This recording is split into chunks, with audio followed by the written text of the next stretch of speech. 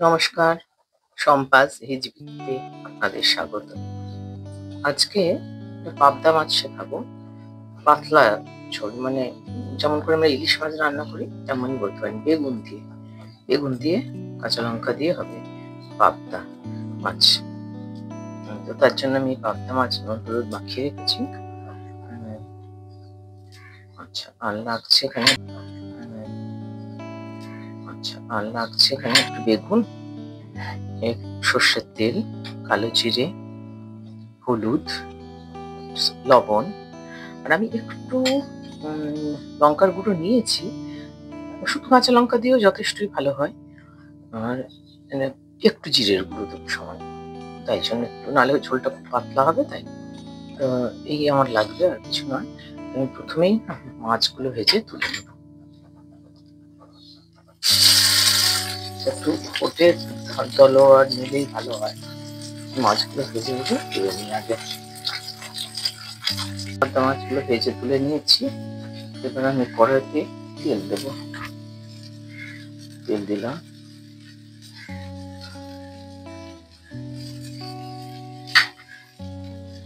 একটু গরম হোক। দেব একটু কালো জিরে,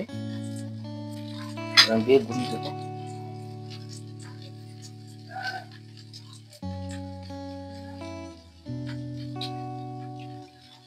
বেগুনগুলো ছেড়ে দিলাম।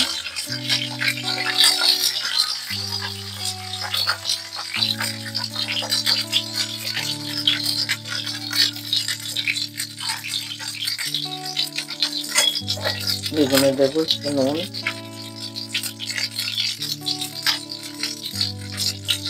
দিলাম একটু হলুদ দিলাম। একটু বেগুনটা ভাজতে সময় দেবো। বেগুনটা ভাজার উপর কিন্তু টেস্ট অনেকটাই নির্ভর করে। আমি দেখেছি, এটা খেয়াল করি। আমি ভেজে নেবো বেগুনটাকে ভালো করে, তারপরে যা দেওয়ার দেবো। বেগুনটা ভাজা হয়ে গেছে। আমি এর মধ্যে একটা মশলা দিচ্ছি। আমি একটু হলুদ, জিরে গুঁড়ো আগে দিয়েছি অবশ্য, একটু জিরের গুঁড়ো, আর একটু লঙ্কার গুঁড়ো, খুবই অল্প লঙ্কার গুঁড়ো দিয়ে, আর একটু নুন,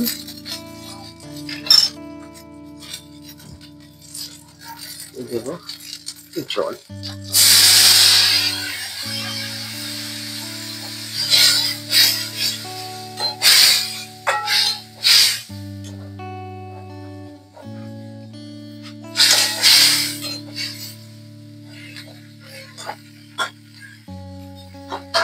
আর একটু জল দিচ্ছি।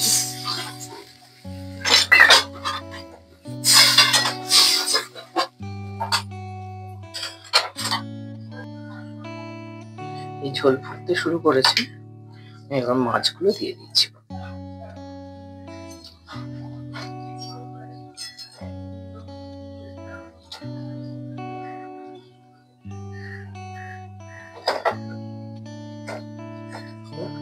তারপরে আমি একটু উল্টে দেবো বাসা করে।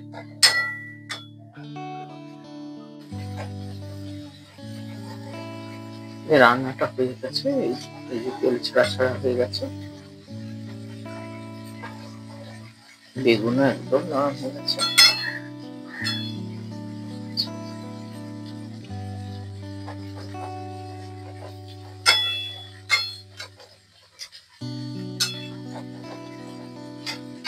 আমি বন্ধ করে দিচ্ছি তাহলে গ্যাসটা।